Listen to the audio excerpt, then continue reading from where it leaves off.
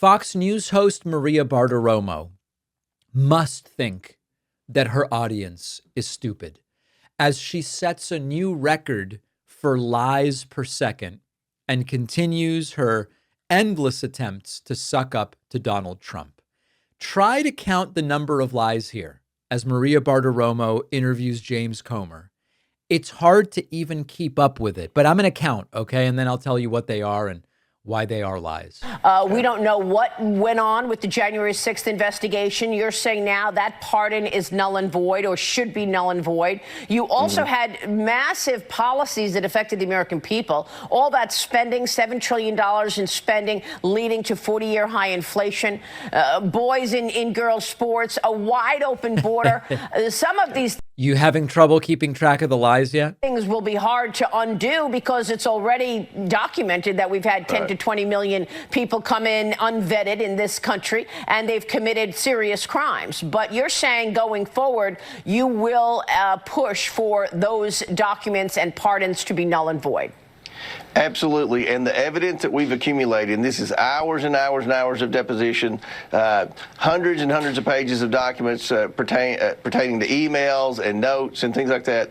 I believe that's enough evidence to hold up in court. Whether it be the Supreme Court or any court in the land, the evidence is there that there was a cover-up and that there was unauthorized use of the autopen. That is a huge scandal. I would argue the biggest scandal in American history. And now the damage, some of the damage with respect to holding some of these people accountable. I mean, the president never even gave a statement or an interview as to why he pardoned the entire January 6th committee. So listen, there are so many lies here, it's actually hard to go one by one. They're arguing between the two of them that the pardons by Biden for the people on the January 6th committee might be null and void due to the autopen's unauthorized use.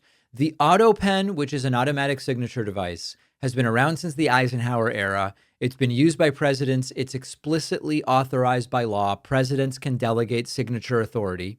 Presidents, including Reagan, Clinton, Bush, Obama, and Trump, have all used autopens. There is no serious legal scholar who supports this theory. There isn't a special exception where pardons can't be done with autopen. It's made up.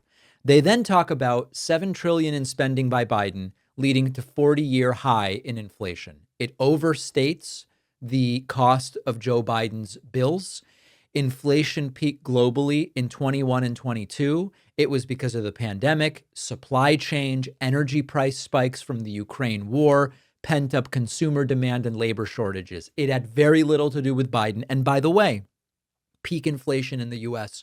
was lower than in other peer nations like the UK and Germany, and it came down more quickly and sooner. Boys and girls sports. This is just a culture war talking point. You know, the exact number of trans athletes competing in school sports is very small. Data shows almost no one is affected by this. It doesn't mean it's not an issue. It's just barely an issue. And it's presented as if it's happening everywhere constantly. And the documented cases of it are very rare. And by the way, athletic organizations have already developed protocols prior to this becoming a culture war issue for MAGA as to how to deal with individuals who are intersex or in other situations. So it's just not really an issue. The border's wide open and 10 to 20 million people are coming in. I guess she means 10 to 20 million people per year. Those numbers are ridiculous. There are 2 to 2.5 million encounters annually. That includes people turned away for various reasons. Border was never wide open. We've got, endless border patrol agents and barriers, technology, enforcement. And many of the encounters result in people being expelled or deported, not getting into the country. So I don't know what she's talking about. And finally, that, immigrants have committed serious crimes. Studies regularly show immigrants, documented and undocumented, commit crimes at lower rates than native-born Americans. This conflates immigration violations, which are civil matters, remember, with criminal conduct. Overall, it's misinformation, it's disinformation, it's fabrication. But if your audience has no idea, and I think Maria's audience has no idea, who cares? You'll just say whatever you can get away with. We have a phenomenal bonus show today. We are going to dig more deeply into the new Biden autopen conspiracy theory. We'll talk about the expected rate cut and the Tylenol autism lawsuit coming from, not a surprise, the state of Connecticut. No, of course not. It's Texas. It's Texas. All of those stories and more on the bonus show. Sign up at joinpakman.com. Remember to leave us a 5-star rating on Spotify and Apple Podcasts.